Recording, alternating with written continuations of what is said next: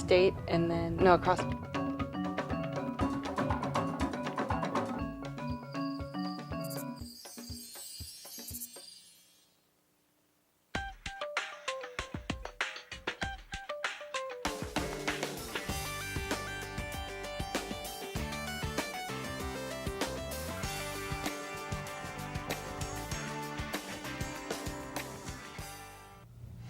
Hi, this is Ken Adams, and welcome to this edition of Valley View.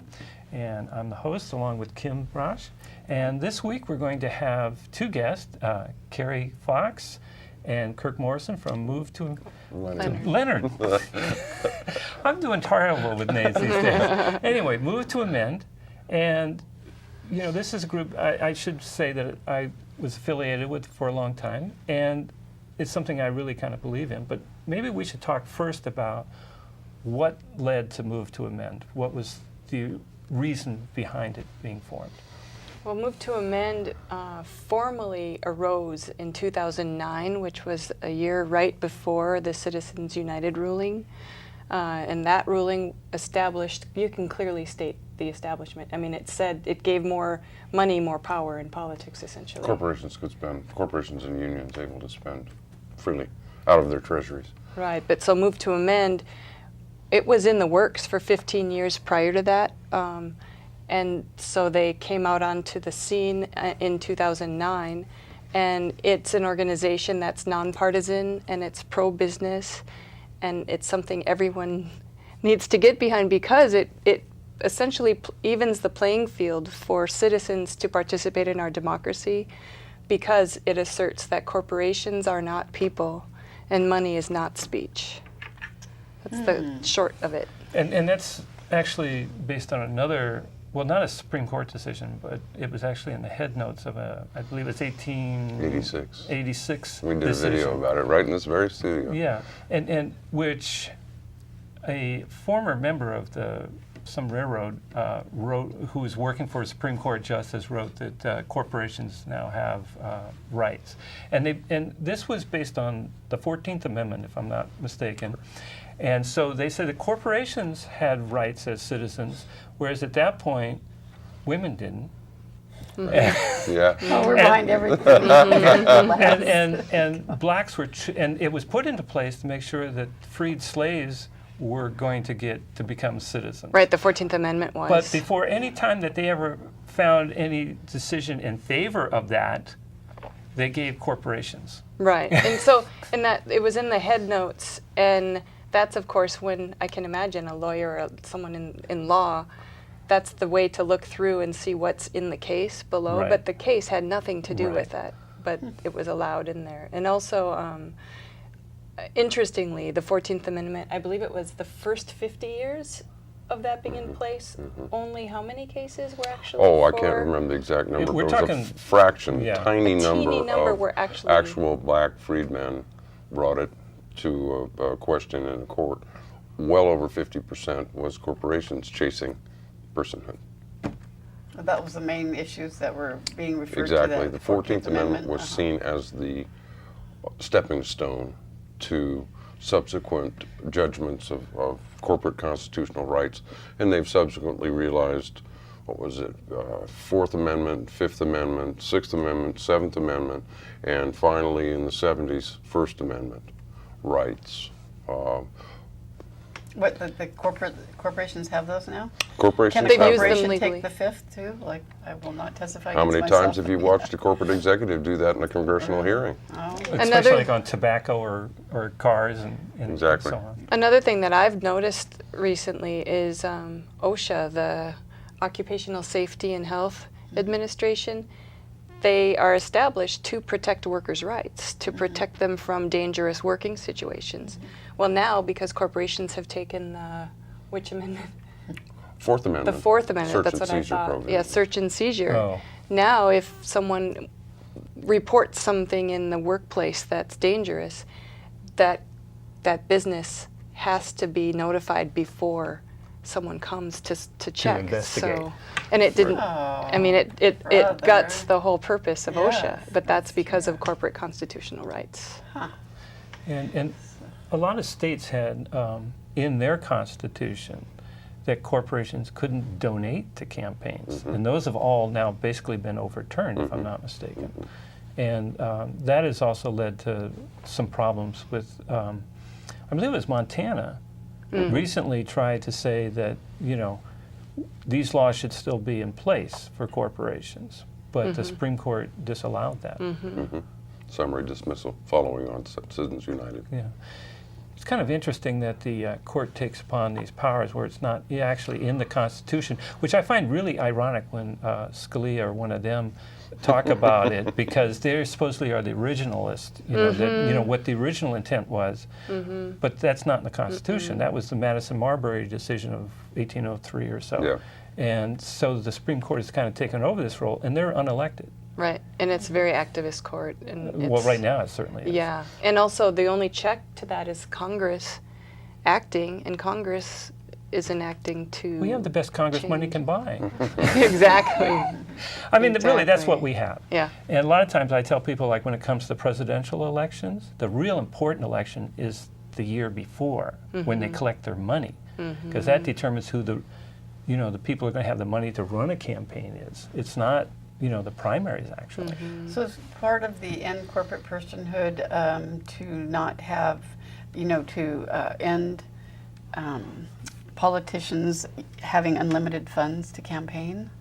Well, what we would assert, what we do assert, is just that money is not speech, because also that's not established clearly, and so we just want to establish that definitively that money does not equal speech, and then from there, there would be work in the courts regarding. So what like that free means. speech is not like free money? Well, right now, like a corporation can. That since a corporation is a business, it's not doesn't have a body. It lives forever, Right. you know, and it can live in Immortal. multiple places. Yeah. And also, multinational corporations with investors and managers from overseas affect our elections due to that. So money is its only voice. Oh, I So see. That's what that's- they're saying. Oh, yeah. Yeah. And that also then allows them to put in as much money as they want to, Yes. to lobby and everything else. Yeah. And I mean, Yeah. it's not just about elections. It's quite often the lobbying that goes on is pretty intense. And that's how a lot of, you know, state senators and state representatives, you know, they get lobbied. Right Who are you in the going to corner. pay attention to? Yeah. Someone who offers you dinners and yacht? You know, I mean, not that I know that there are restrictions, but Well, those who overt are ones, yes. who are at your door all the time, and you know, because they can pay people to be there to talk to you. Because But there, can you pay there are someone to do 1,000 that? people, whereas a person is just one person. Right. I've heard it said in a hearing, a legislative hearing, one of the legislators asked somebody that was testifying, why are you testifying? What do you contribute? Oh. Yeah, right? And during a hearing, they said that. And, you know, so it's kind of implied almost. Yeah. And I've also been in corridors where I've heard legislators making deals with other legislators on various, you know, activities, laws, and like that. We just have legalized graft. right now, Yeah, so- I mean, and I really, when I first started covering news about 20 years ago, like at Sacramento, I was amazed because it was so open about, you know, the trading and like that and what you'll be given. And I wish I had been mic'd up at that time. Some of these guys would have been put away much earlier. Maybe. But, well, no, actually, the worst one was caught and put away. But I mean, still, I know he wasn't the only one. And so it is something that happens. And the corporations are there day after day. We might go down there because of a particular issue, like when the joint resolution was in front of the legislature here. There's a whole group of us. But those guys in the suits that sit in the back, they're going to be out there every day at the legislature trying to get their points across. And And they're all just one person. That's not fair. Right. Yeah. Right. Well, thing I one wanted- person representing a fairly significant organization Yeah. normally. I mean, Koch Industries has, like, I hear 5 to 6 lobbyists in Salem. But I mean, Koch Industries is a person, then, they say. Technically, But we're really 1,000 people. I mean, it's just like some Right. kind of Borg thing or something. It's just, yeah. it's not I don't see how they could even think that that would be the same thing as a person. How did that start? You said it started in the 1800s? Yeah, it's Yeah. been 126 years that it's Yeah. been in the making. Yeah. But I mean, if you think about the times too, that was when you had a lot of corporations forming. You had what they called robber barons, and they were trying to establish control over everything. And that's basically what you see. You know, like I look at the healthcare situation here in this country, and all the lobbying that went around, like when Clinton was in office and this Obamacare, it's basically to placate these businesses. It's not aimed at actual health care. We're talking about insurance companies and everybody else. That's why I call it health insurance care. Yeah. That's a good one. That's a good one. I Yeah, like it. because it's not about that. It's about business. And it's trying to make people pay for things that they might not even want all the time, you know, through the legislative process. When people get upset saying, you know, they don't want the government to get between them and their doctor, but it's the insurance companies that are there between them and their doctor. Yeah. That's where the true death panels are. Well, yeah. And I know that in '94, California had an initiative for universal health care. And I was working for a dental insurance company. I was endorsing it. I had TV shows on the subject several times. I was called into my boss's office, his boss's office several times about this issue because they wanted me to retract what I had said. They wanted me not to do any more shows on it. And they were saying that we'll all lose our jobs. And I said, well, you guys might lose your jobs, but they're still going to need the work process, so I won't lose a job. I just might have to work for somebody else. But the thing is there was a lot of intimidation into trying to stop free speech among employees. You know, and I always think it's kind of funny that these corporations want all these rights, but they are extremely unwilling to allow these rights to people that work for them. It stops at the door when you go in. And they're also trying to extend it outside the door. You know, for years they tried to attach a beeper to me so that I'd have to take phone calls. You know, I mean, this is something that I think people need to realize, that these corporations aren't just in it to be, you know, bettering themselves. They're trying to take rights away from citizens as well. Oh, they do. Yeah, I mean, you leave your right to free speech at the factory gate. that's right.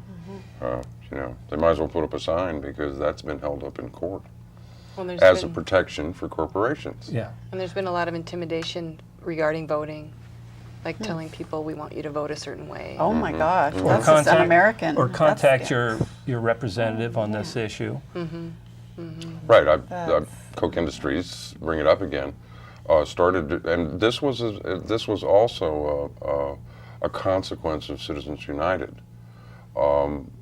They started publishing an internal political rag, if you will, with all of their recommendations and about who to vote for locally and nationally, the whole range of elections, as well as voicing their opinions on measures. It was like your voting instructions, Coke employee. It was revealed here in Oregon. Boise Cascades is a Coke company, and that was how that particular publication became available on the net. But they'll never know how a person votes, so that really doesn't have much punch, I guess. No, it's but, just sort of yeah. brainwashing.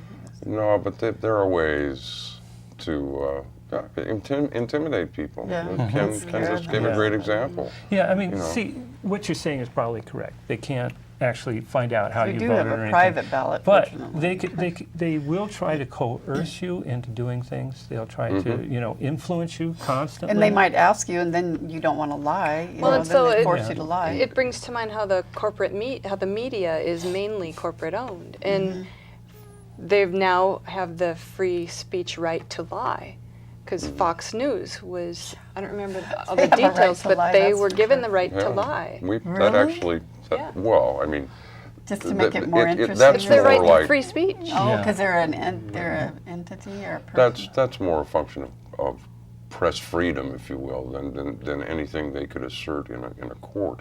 But Well, there's an attempt to clarify news. Our- They're calling it news right. at time and not Yeah. a Well, magazine. and it's not news at all. Yeah, there's no news on the news. as far as I can Exactly. tell. Not on Fox Yeah. News. Well, Well, I mean, I'm not sometimes talking it about just Fox. I can use like yesterday, and the lead story. I think it was Nike that was the first case. Yes, Well, Nike given cast that. when I was Nike, watching yeah. NBC yesterday, the first story was the birth of an English prince.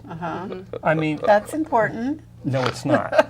It's not the lead story for Yeah, sure. but it's nice. It's good news. It's not Well- bad. Infotainment. You know, they Yeah. were It's so entertainment. happy. They looked so Yeah. happy. No, and you it's know. good But I news. mean- I'm tired of all of that.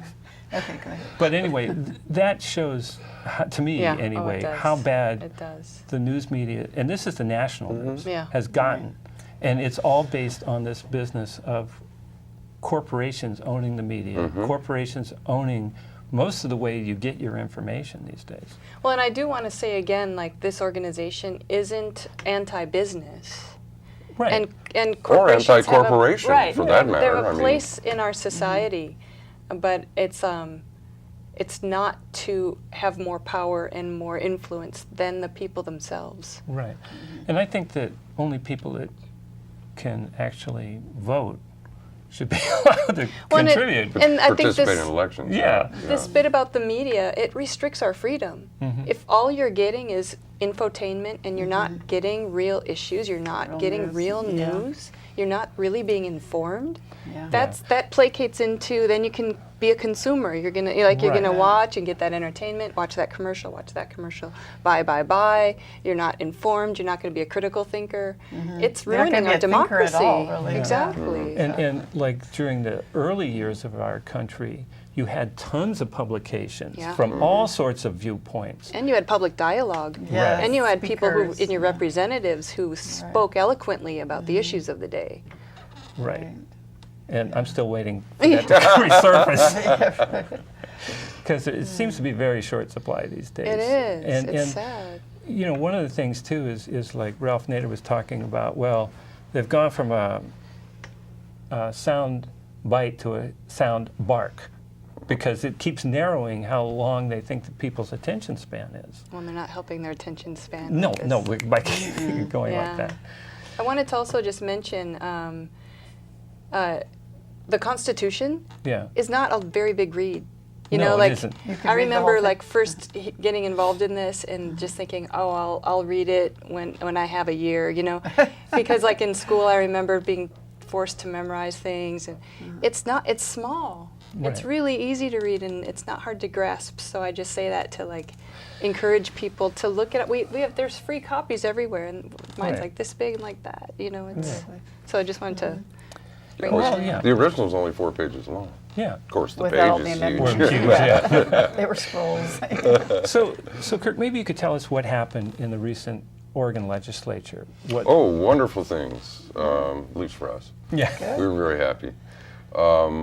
Back in the spring of last year, we moved to amend Portland, Common Cause Oregon, and Alliance for Democracy set down a proposed resolution for adoption by the legislature. And it was picked up by 7 other Move to Amend affiliates in Ashland, Eugene, on the coast, here in Salem. Ben got involved, Corvallis was involved, and along the way, 10 Oregon jurisdictions passed, things like this resolution, saying corporations are people, money is not speech, or variations thereof. There were 4 public initiatives that were run in Eugene, in Ashland, in Lincoln County, and Corvallis was the other one. All of which got like 75% support. And all the while, a core group of people that formed a coalition called the Oregonians for Restoring Constitutional Democracy, that include the groups I mentioned, the 8 Move to Amend affiliates, Common Cause, Alliance for Democracy, was joined by Main Street Alliance of Oregon and the Rural Organizing Project, which is a large statewide umbrella of human rights organizations, Tax Fairness Oregon. We eventually got support from the National Public Citizen Organization. And we just put a press on the legislature. We got the bill to pre-filed, and it was put on the floor the first day of the legislature this past February, and we just worked like heck on it. I mean, it's a testimony to the fact that democracy really can work. It really was. Only about maybe 30 of us were able to spend any significant time in the legislature meeting with legislators, you know, face to face. The bulk of it, and we saw it within the first month, the legislative assistants were just blown away at how many calls and emails they were getting, because this coalition that I mentioned, ORCD, we call it, Oregonians for Restoring Constitutional Democracy, has in excess of 30,000 members in the state. That's great. And They said, get your people to stop. Call